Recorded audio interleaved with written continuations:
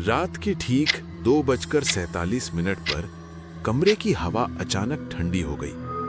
पंखा चलते चलते रुक गया और अंधेरे में बिस्तर के पास एक लंबी परछाई उभर आई। परछाई की आकृति इतनी साफ थी कि किसी इंसान का कंधा, गर्दन और झुका हुआ सिर अलग अलग दिख रहा था।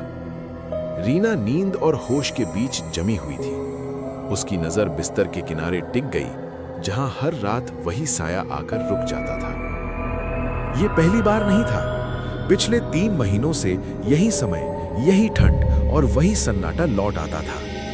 कमरे की दीवारें जैसे सांस लेने लगती और आईने का कांच बिना हवा के हल्का सा कांप उठता। परछाई कभी बिस्तर के सिरहाने तक बढ़ जाती, कभी तकिए के पास ठहर जाती।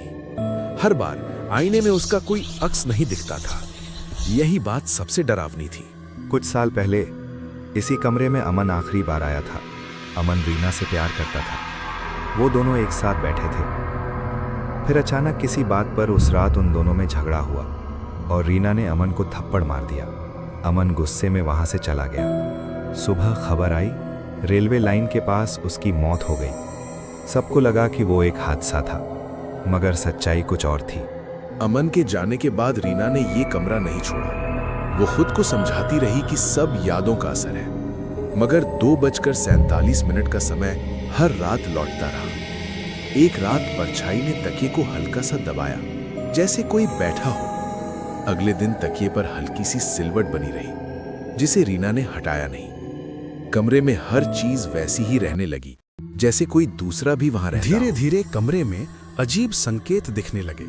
दीवार पर टंगी घड़ी का समय उल्टा सा लगने लगा और अलमारी के दरवाजे सुबह अपने आप खुले मिलते। सबसे डरावनी बात यह थी कि रीना को डर कम और अपनापन ज्यादा महसूस होने लगा, जैसे वो परछाई किसी अजनबी की नहीं, किसी परिचित की हो।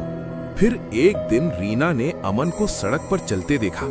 रीना के पैरों तले जमीन निकल गई। वो डर गई और सोचने लगी, अगर अमन मर चुका है तो वो आदमी कौन था जिसे उसने देखा। उससे रहा नहीं गया और पता लगाने के लिए घर से निकली और वहीं गई जहां अमन की मौत हुई थी। वो रेलवे ट्रैक पर जाके देखा तो वो उसी के जूते थे। रीना ने थोड़ा और आगे जाके देखा तो उसके होश उड़ गए। वहां उसकी खुद की लाश पड़ी थी। रीना वहीं बैठकर रोने लगी। उसको पता भी नहीं था कि वो मर चुकी थी। तब रीना को याद आता है कि उस दिन क्या हुआ था।